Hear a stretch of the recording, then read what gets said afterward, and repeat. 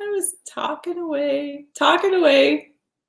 Am I live? I'm now live. I was talking away. I'm like, wait, we're not live. I'm just talking away to myself, which is how it feels in general. Anyway, wait, let me put the chat up, then I can see what's going on. That might help. So, howdy. Let me start again. Not that you saw the first time.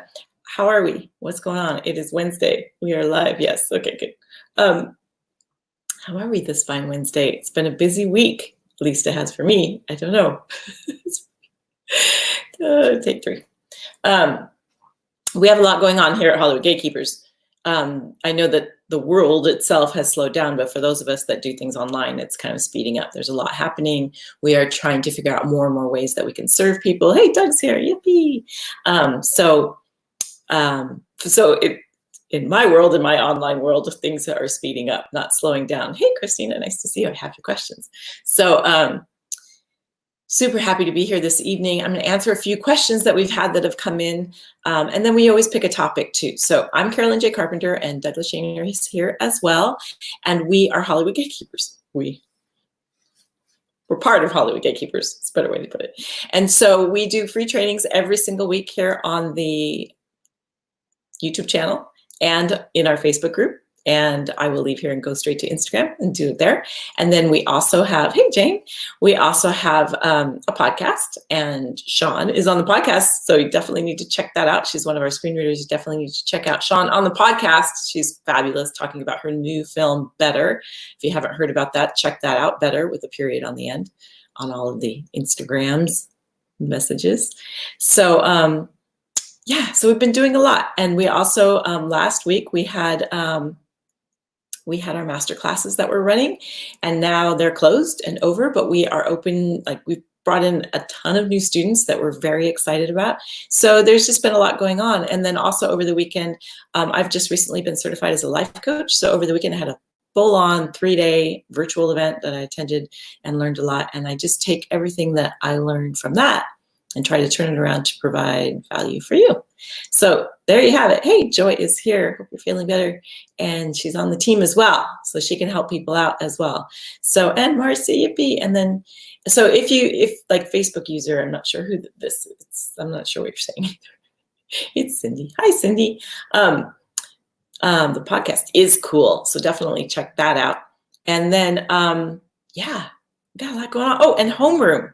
How could I forget homeroom? That's a new thing that we've added that has been really cool. So we do that every single morning. We meet at 8:30 a.m. Pacific time, and we jumpstart your day. So you jump in at 8:30. We only work for 15 minutes. It's 20 minutes all together. We get together, we say what we're going to work on, and then we work together just quietly. It looks like this. It's very exciting.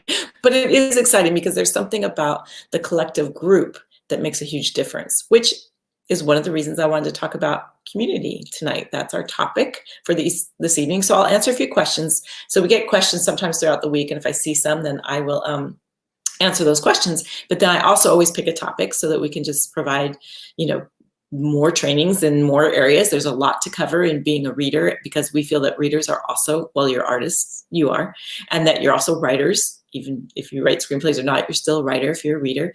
And then also, you are an entrepreneur, because even if you work full-time for someone, you end up, by the nature of the job, it's like, hey, look at this project and look at that. You have a lot of things that you can juggle.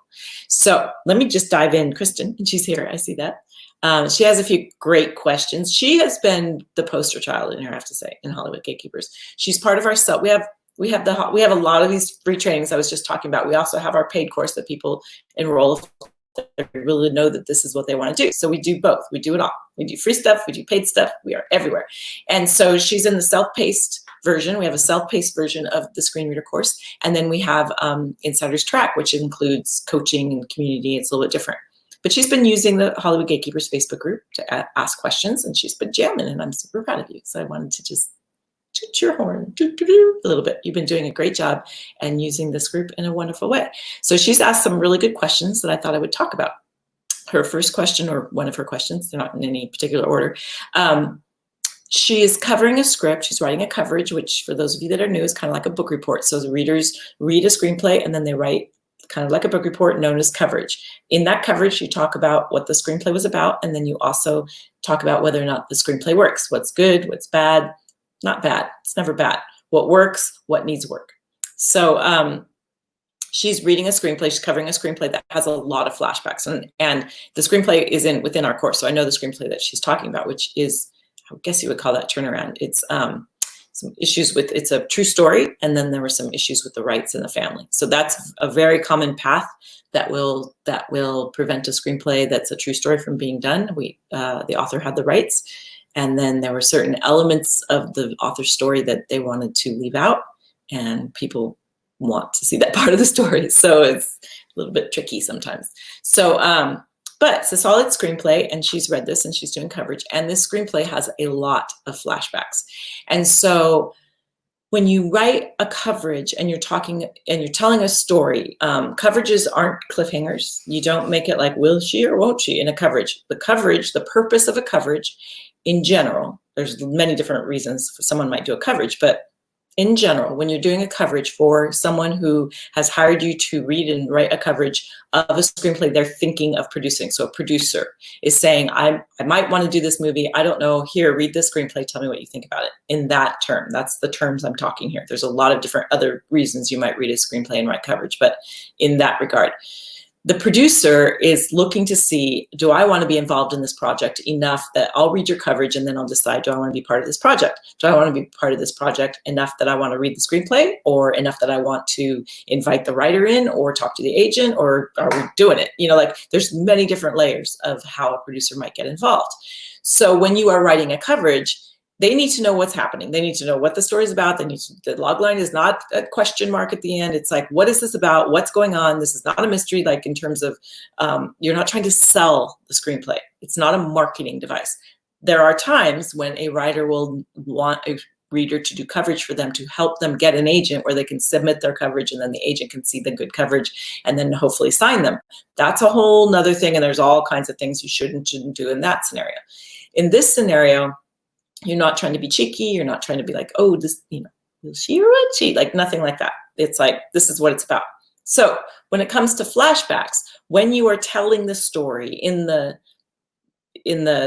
synopsis of telling the story, you don't need to jump all around. Like you don't need to tell it the way that it's told in the screenplay in terms of jumping around out of the flashbacks. Now, if it's a story like Memento or something like Pulp Fiction, where a lot of Tarantino pieces, he jumps all over the place. His timelines jump all over the place. You can do that if you're trying to capture how they're writing the story, but in general, for coverage purposes, you just want to get the story out there. So you can tell it in the chronological story, unless there's some reason or so for instance, if it's Knives Out and you're going to get clues from the flashbacks, even then you want to keep the reader in the same place that the audience is to some degree, to where this happens and this happens and this happens and this happens. Then, so you don't need to tell it in the flashback, in the order of the flashbacks. And then we flashback here, and well, you don't say we anyway, but that's a whole nother topic, but jumping around. So then when you get to the synopsis, you can say, this story unfolds with flashbacks, for example, and then you talk about whether that worked. For example, it opens when the character is this age, and then all this happens, and then it jumps to when the character is this age. And so you can kind of explain how it's told. The synopsis is for what is the story. That's your job as a reader. Story. You are about the story. So then when you're writing in your coverage, you really stick to the story, what happened with the flashbacks, the order of things, and how it kind of went down, and whether or not that worked. And so that's how you can, and the same is true with subplots. So if there's a subplot and it kind of goes awry or whatever, you don't need to include that entire subplot in your synopsis of what's happening with the screenplay. You would say in the comments, there was a subplot that followed the girlfriend as she blah, blah, blah, blah, and this all happened. And then you say it added a lot of humor or heart to the story, or it really isn't necessary, it could be cut. So that's where you unfold subplot and you know, all the different things. I'm Not Here is a great one to look at. Yeah, that is told in 3 timelines. I'm Not Here is a really good one. It's told in 3 timelines. So, and you can always, partly because the production design is absolutely beautiful in that movie, and so you can really see what's happening with the timelines. So a lot of films are told in flashback. Now, sometimes, like The Notebook is a good example, where the flashbacks are also end up kind of a supposed to twist at the end, where we didn't realize, or we're not supposed to realize, that these are the people that they're talking about. So, oops, spoiler alert. So you might chronologically and then say, follow along and then reveal what the twist is. You can do that. But honestly, I mean, even in that situation, yeah, no, it's a big enough story plot that it's good to reveal it as it happens. So there are times, though, where you can just go ahead and tell a story, and then you can say it's revealed in a flashback. The big moment is revealed this way. You can do that, just as long as you're sticking to the tone of the story, what the story is about, and you're keeping in mind that producers read coverages fast, as lickety-split, as fast as they can. So they're reading your coverage really fast, and they don't want to have to go, wait, what? What is it? What happened? The other thing is that if you do jump around, and I see this sometimes when people are writing coverages and they jump around, it's like, it's hard to tell if the coverage is choppy or if the screenplay is choppy. So if your choppiness, and if the screenplay is choppy and that choppiness doesn't work, and then you reflect that choppiness in your screenplay, you better say in the comments, this screenplay is really choppy and it doesn't work very well, so that we know that you are mirroring what happens. So this is why, and this leads into her other question, is like, should you have a variety of samples? So when you go look for work as a reader, yes, you should have a couple different varieties of samples, because that way we can tell if both of your samples are choppy, that's you. That means it might not even, the screenplay might not even be that way. That's why you need to be a really good reader, because you need to reflect the screenplay and the problems in the screenplay. The screenplay, all screenplays have some problems. So the problems in the screenplays need to stand on their own merit. You need to be reflecting those, as opposed to adding the more problems because you're not able to get the story across in a coverage. And unfortunately, that's one of the reasons we see trainings, because there's too many coverages out there. I mean, how many of you are writers and have gotten a coverage back and you're like, that's not even the story. I mean, a couple of things about that, but that's not my story. Sometimes your story's not getting across, and you need to make sure it does. So get another coverage to be sure. If 2 people come back and they have the same response, then it's you. But if a couple of people come back with, they understand what you're saying, and 1 person comes back and they completely miss the boat, then that could be the reader. So that's why, as a reader, you want to be really solid that you're getting that story across. So I hope that makes sense. And then, as you can see, Doug puts things in the chat to kind of bring things home. He's not just repeating me. There's like a purpose to that, so you can kind of see what's going on.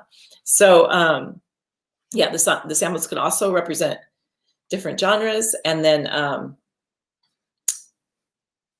it can be, yeah, so and it also can be, so like, I don't recommend doing, unless your goal as a reader is to be a niche, you only want to be a reader for the horror genre, then you would have 2 samples that are in that genre.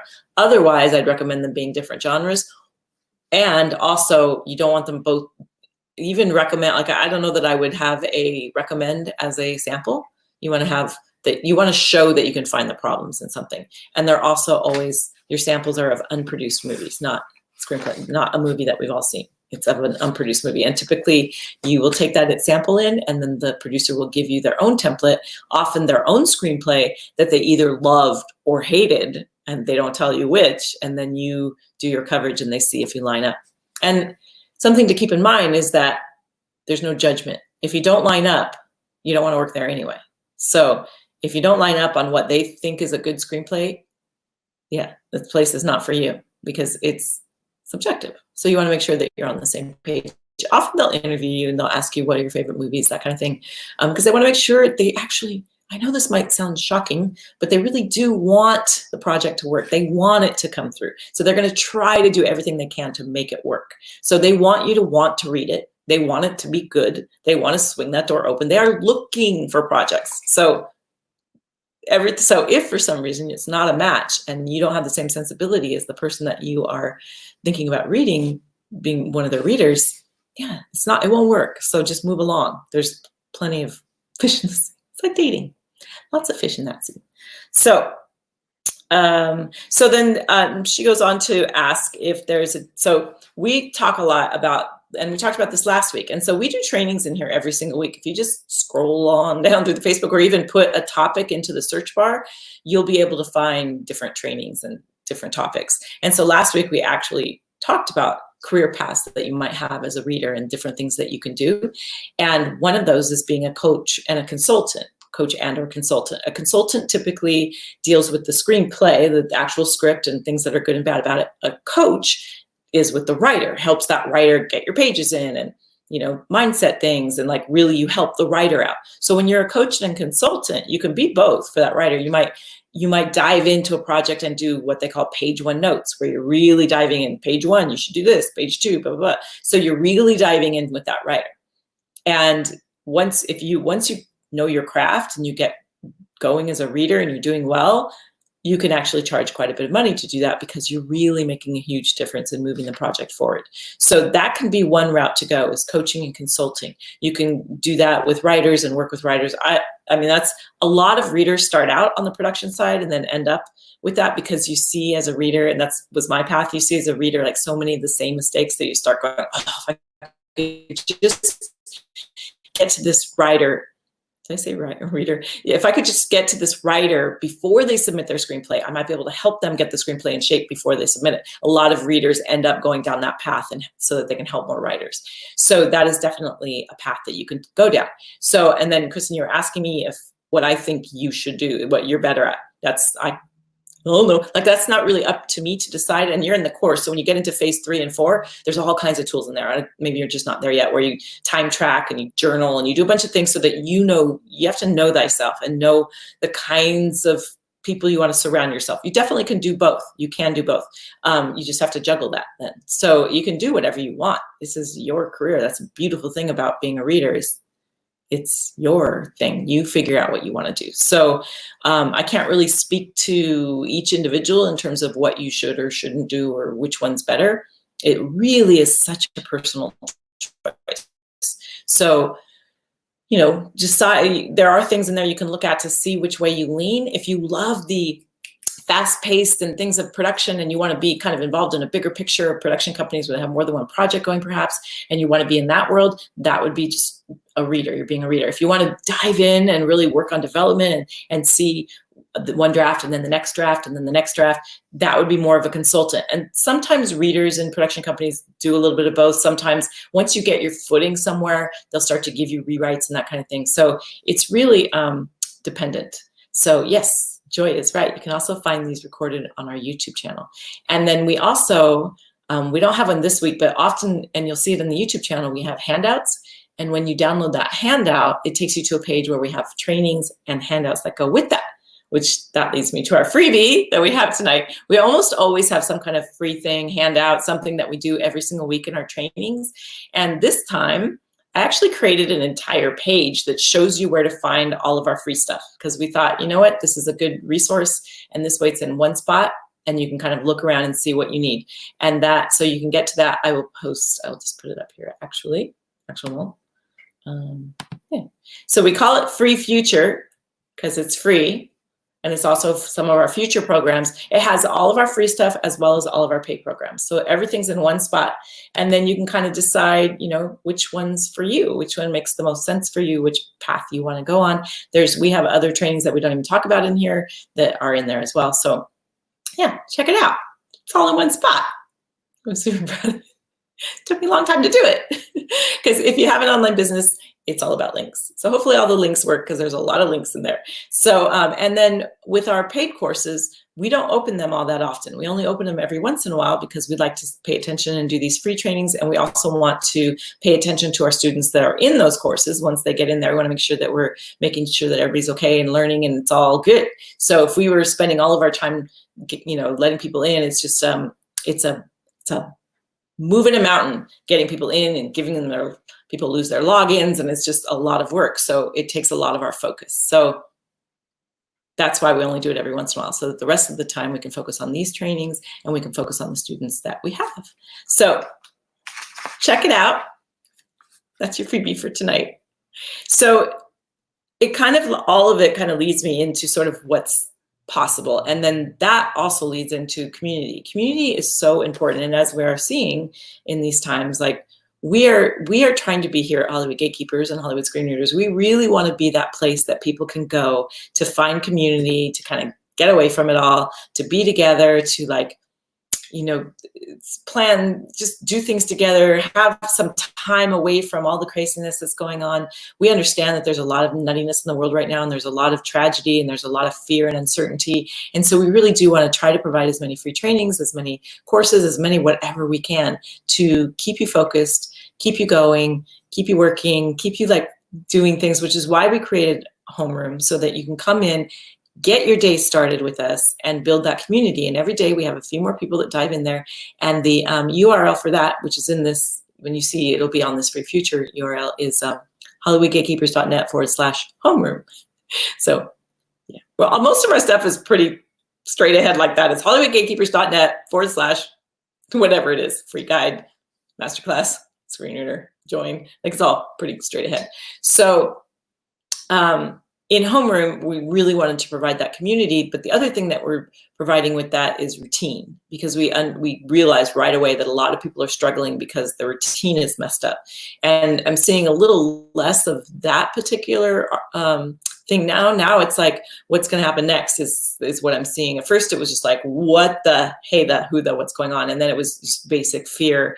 And then it was, okay, we're on lockdown, you know, huge change. I don't have a routine. What am I doing? And now it's kind of like, okay, people are getting a little bit antsy. I mean, that's the experience that I'm seeing. You might be seeing something totally different, but we really just wanted to be a place where you can come, kind of forget about all that, maybe not have quite as much anxiety about what's going on. We can talk about movies. I mean, if we're here talking about movies, how cool is this, right? So when you are, especially right now, it's such a perfect time to build community, to find, and the things that I'm seeing, I just attended a 3-day live event that was amazing, like 250 people online. They actually did a thing, we wore like costumes. It was insane. It was a party. It was like, well, it was a party, but it was called Reinvent. Eben Pagan is my coach. And he and his wife do this program called Reinvent, about reinventing yourself, starting anew, and learning really, really, you know, how to incorporate sort of your past with your future and put it all together. And it was just a beautiful, really intense event. So the handouts on the free future is on the section where it says archived trainings, and then it has a little director's chair, and then there's like I can share a screen if you don't see it.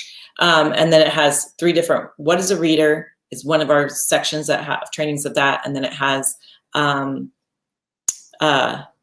what is a reader, how to write a screenplay a reader will love, and DIY Hollywood. Those are the 3 different pages. And you can click on that and it will take you to a place where you enter your name and email. And the reason we do that is that way we can track what people like. And then we know what more things that we should do. That's how we know, there's no sinister purpose in any of it. It's like, just if we see that you're clicking over there, we're going to do more of that. So it's like really pretty straight ahead. So as you're kind of looking right now to build a community, it's a really good time to do that. So I have 6 quick steps here to build your community. And the first step is to think about, start with the end in mind. So what is it that you want to get out of this community? Are you looking for, there's so many different ones now, and there's so many Facebook groups and YouTube channels and Zoom sessions and things that you can join, whether you're looking for a community to stay healthy or to get on a routine or to write every day. Sundance has a thing where you can get on and just write there. Everybody gets together to write, right? Get it? They turn right and then they go right there. Okay, sorry. But all these things are forming because people are seeing this need. So what do you want? Are you looking for healthy, a walking? Let's all go on our walks together. There's so many things that you could do. So start with that so that you know what you want. So that's the first step. And then, the first step is starting with the end in mind. And number 2 is know what you want. So start with the end in mind, maybe journal about it, decide what it is that you're looking for. What's missing? So when you discover what you want, what are you needing? What is when you have anxiety or you're feeling like there's something missing, what is it? Is it routine? Is it health? Is it just people in general? Like, what are the things that you want? Do you want to just be talking more? Do you want, like, what are the things that you need? And then you can start looking for the community that will help you build that. So if you start with the end in mind, you determine what you want, right? And then the next thing is you basically Google it or go into Facebook and look at, there's so many Facebook groups now, or you can go to LinkedIn, or you can go to YouTube. There's so much out there. You can just Google things, whatever your topic is, and it will all come up, and you can choose and just play, like have fun with it. Be like, oh, I wonder if there's a cooking community that only does pizza. But it's like, really, there's a lot of different ways that you can build your community. Oh, good. I'm glad that worked, Christina. So you can build your community, and you can find the things that you're missing, and then look for the groups that serve that. Now, you might come, which leads me to the next step, which is number 4, right? Leads me to the next step, which is maybe you come and you're like, well, nothing is exactly what I need. And if that's the case, start your own community. We realized there wasn't really a community for readers per se, for that particular thing of talking about the reading and analyzing of screenplays. There's a lot of things about writing, but the reading thing is different. And so we started, our whole thing started with this Facebook group. This was the very first thing we did, was we started up this Facebook group, and we just kind of started talking and putting, hey, does anybody want to join? And it was just, we got bombarded. As you can see, there's 11,000 people in this Facebook group. So it's like, that's where people want it. Now we're starting to see, we just started our YouTube channel not too long ago, and we're starting to see that starting to take off too. We have a podcast, like it's just been growing and growing, and we have lots of people on a mailing list. So it's like, it's been growing so much that now the more it grows and the more we listen to you and get your feedback and look at what you click on and look what you like, the more it becomes its own thing, and the more we shape it to be what we want it to be. So it's just been such an amazing journey so far. I'm so blown away and can't wait to see where it all leads. So if you are finding, no, this isn't it either. No, it's not like that. I want to be moms that are 5 feet tall that write horror films, whatever. But you form a group for that. If it is something that's super specific, form a group for it and just knock yourself out and do that. It's fun. And then you can control the content. You can control who comes in your group. It can be a private group where no one's allowed except whoever you invite. It can be a public group where the whole world can come in. You don't really care. It can be in between that where they have to get approved. So there's just a lot of ways. This is my, I put this over my camera when I'm not, just to be sure. Anyway, and then when you're doing that, so something about Facebook groups. Let's see, I don't want to go down too much of a rabbit hole, but there's this thing called Improve Your 5. There's this idea, and that is that we are the conglomeration of the 5 people that we listen to most, whether that's our friends, our family, podcasts, whatever, news shows. If you listen to a podcast all the time, the way that I listen to podcasts all the time, if you do that, you'll start to, I definitely have a different vernacular than I did when I first started listening to Brooke Castillo. I listen to her all the time, and James Wedmore, and definitely I feel a shift in the way that I think because of it. So if you find that you are constantly negative, or if you look around at the 5 people that you talk to most, and those people are gossiping a lot, and they're negative, and they're naysayers, and what we call the wonk wonk people, and they're like all the time, chances are, I mean, do you ever have that one friend where you realize, gosh, when we get together, all we do is bag on people? What is that about? So it's like, start to listen to the conversations that you're having with people, because whoever are the 5 people you hang out most, it reflects who you are. So it's just something to sort of pay attention to. I believe that extends to groups. And it extends to the online community as well. If you spend a lot of time trolling social media and writing negative comments, yeah, then that's where you're at. And I think a Facebook feed is a really beautiful replication of your mindset. It really reflects right back to you where you're at, because I've had many times. There's one person in particular where we sit next to each other. Their Facebook page is like protesting and just like, it makes me like, ugh. And mine's like babies and puppies, because Facebook is absolutely what you click on, it gives you more of. it's exactly that. Like, it's an algorithm. You click on something, you'll get that again in a different form. So it really outlines where you're at. It's a really, really good source for you to check your mindset. The other way to check your mindset is just to look at your most recent emojis. And if they're all like, you know, it's like, it's just a good way to sort of check in with yourself and see where you are, is to look at your emojis, to look at your Facebook feed and see what you're clicking on. And the same thing holds true with your mind.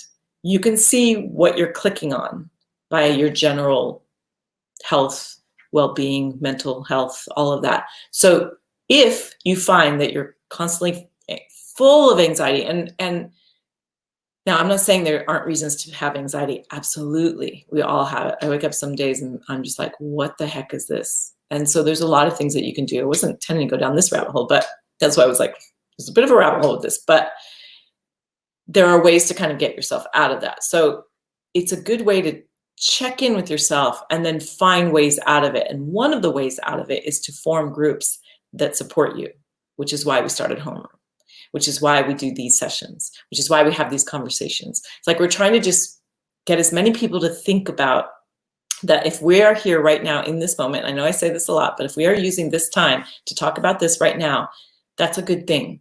And it's a really good thing. And it's something we should really feel blessed about. So it's like having that kind of vernacular and mindset. If you find that you are surrounded by a lot of negativity, then forming your community by finding more positive groups could be a good idea. So that's a way that you can kind of look around for maybe groups about mindfulness.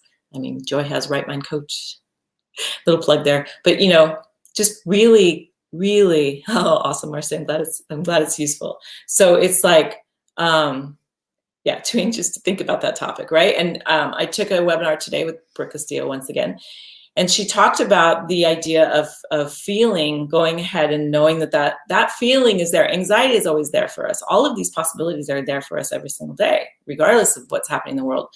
Sometimes we focus in on what's happening in the world and it can feed it even more. And sometimes we're sort of able to let things go. Sometimes, I mean, I've had days where it gets so much that it becomes funny. Like I've had those kind of things. I have a friend who has had, well, now she's cancer-free, ovarian cancer. She's like one in very few that has survived ovarian cancer. And we had some dark, dark days where we were laughing. Like it was just like so much that there was just, that's where you had to go with it. There's like no place else to go. Just hold on to each other and laugh. So it was like that kind of, and she's just such an inspiration. It's making me laugh and cry at the same time. It's like, what can we do? What groups can we form? What places can we go to reach out to that thing? And so I'm being coached right now in the virtual coaching program, and I'm certified, but I joined their higher level thing, which is the mind blown emoji. That's how I walk around every day.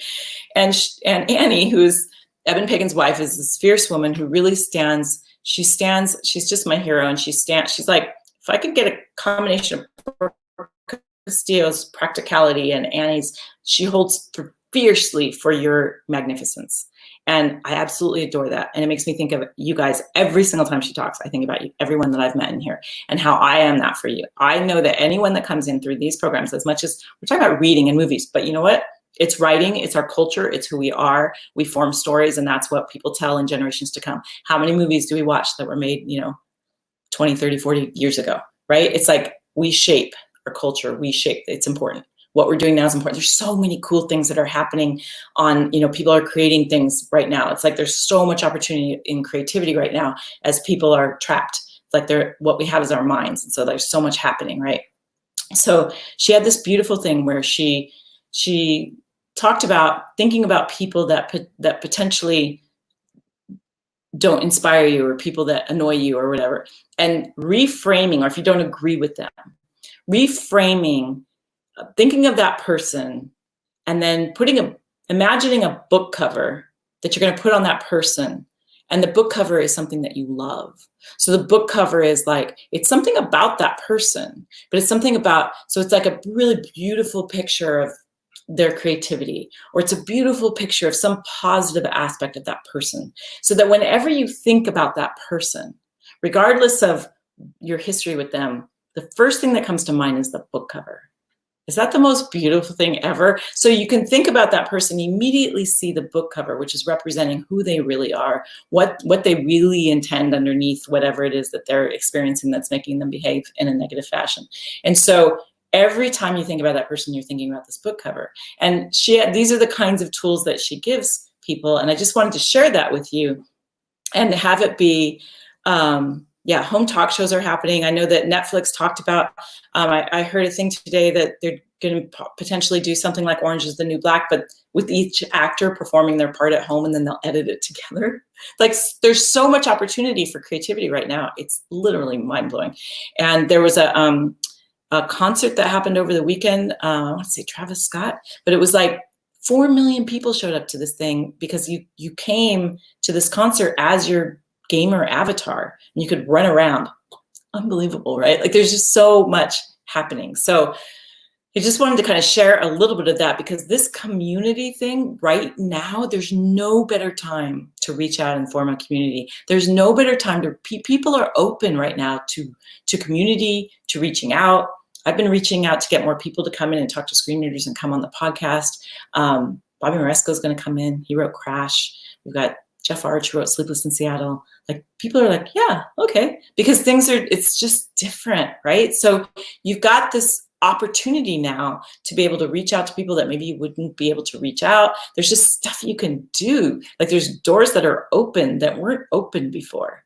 So this idea of forming community goes far beyond just, well, I want to say just your family, but even that, in my coaching group, there's a woman who has had a lot of abuse in her family, and they also all go to the same church together, and there's been a lot of cover-ups and a real mess. And she has taken it, this woman is fierce, and she has taken it upon herself to bring the whole family together on Zoom, because she's the only one that understands this platform, right? So they can have church sermons and counseling. And so she's a life coach, and she's been helping sort of reveal some of the secrets in a really loving way over Zoom sessions. Because people they're not face-to-face next to it. They can turn their camera off if they want. They can walk away. They can turn their camera off and still listen. Like, there's ways of communicating now that happen that we just have not had this option. So you can have conversations with someone. It's kind of the difference between writing an email to someone versus talking on the phone, right? There's another level of connection versus seeing some, Zoom versus being in person. So these different layers, right? So she's been able to have these things where people don't have to be seen, they can just be heard. Or, there's just the amount of connection that is possible right now in this time when we're so disconnected and social distancing, right? It's just kind of mind-blowing. It's like we can make these connections that we wouldn't be able to make in another scenario. The fact that we're disconnected from each other provides us opportunity to connect. It's just a little bit meta. So I wanted to share that because it really is, people are more approachable. There's this weird, and I've talked about this with my son who's 20, as he was dating, of like, there's a weird thing for kids, and man, I don't envy them, in terms of there's this massive TMI that happens online where people just give way too much information about their personal thing and what's going on, as well as this weird distance, because it's not that you're not talking to someone face to face. So, I actually was, anytime he was interested in a girl, he's too old for this now. I still do it a little bit just because it bugs him, but of looking at the Instagram account of a girl that he's interested in to see if her account is full of, outfit of the day, or is it full of the charity work. Not that I'm setting any standards or anything, but just to kind of get someone's where their head is at and what are they focusing on, right? Social media is such an obvious thing of where people are focused on. You can't hide anymore, as long as, depending on the kind of way that you use it, if you're private or not.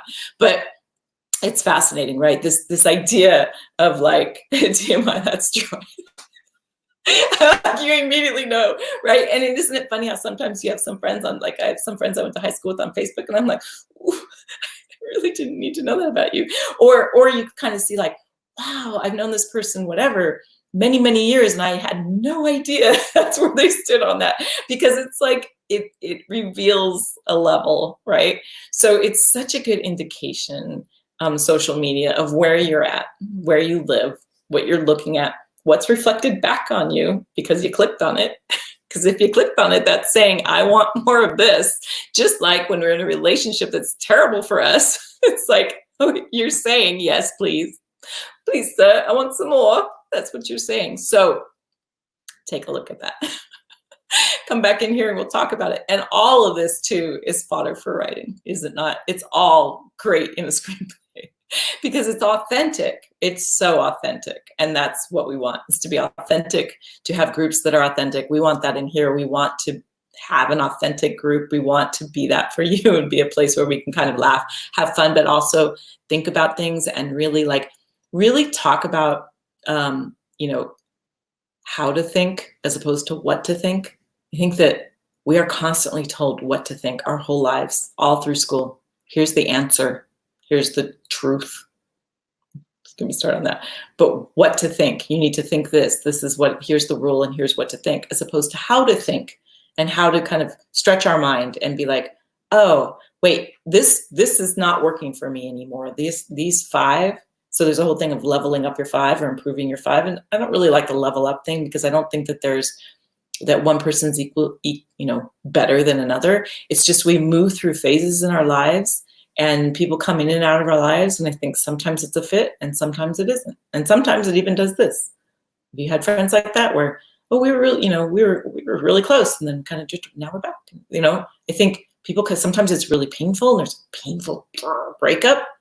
Then we kind of go our separate ways. And then sometimes forgiveness happens. There's like so many ways, right? So to say level up, I think indicates that these people are bad or wrong. I don't think that's true. I think there are people that reflect where you're at in the same exact way.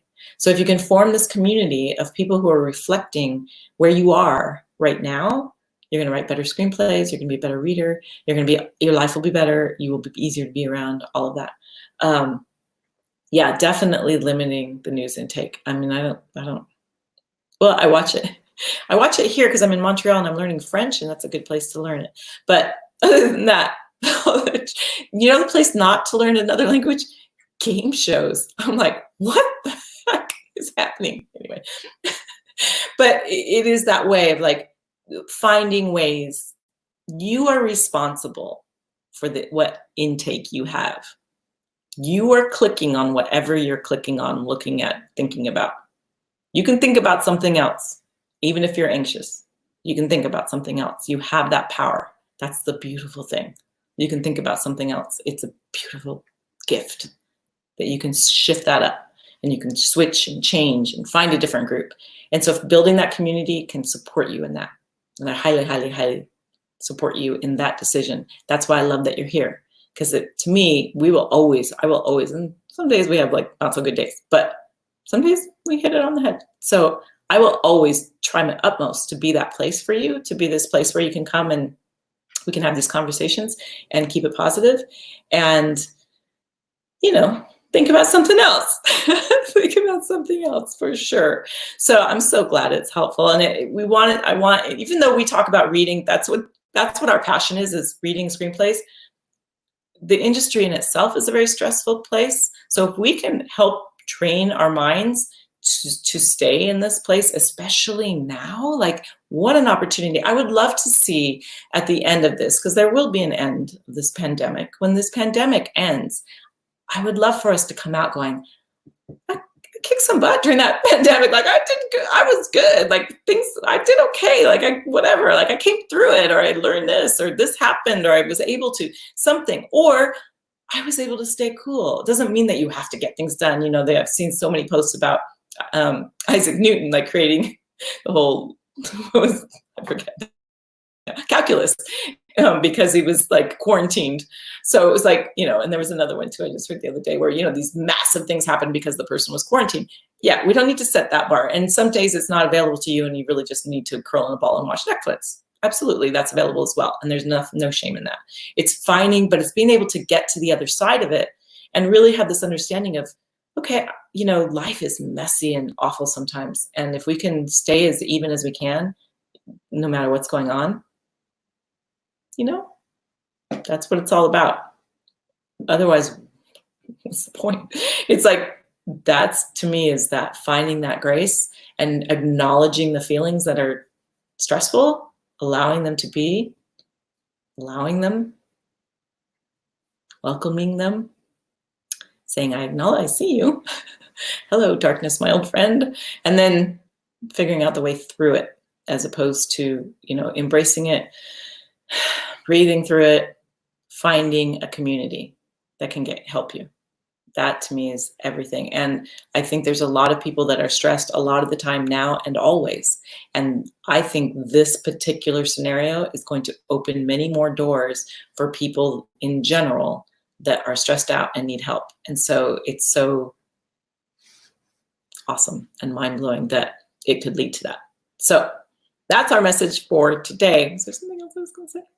I don't think there was. So go to Free Future, HollywoodGatekeepers.net/Free Future, and you can see the YouTube channel, the Instagram, we're on the grams, the podcast, we're everywhere. Right back at you. You are awesome, Charles. This is such a great group. And you guys, the accordion effect. Oh, I've never heard that. I love that. It's awesome, Mary. Thank you for that.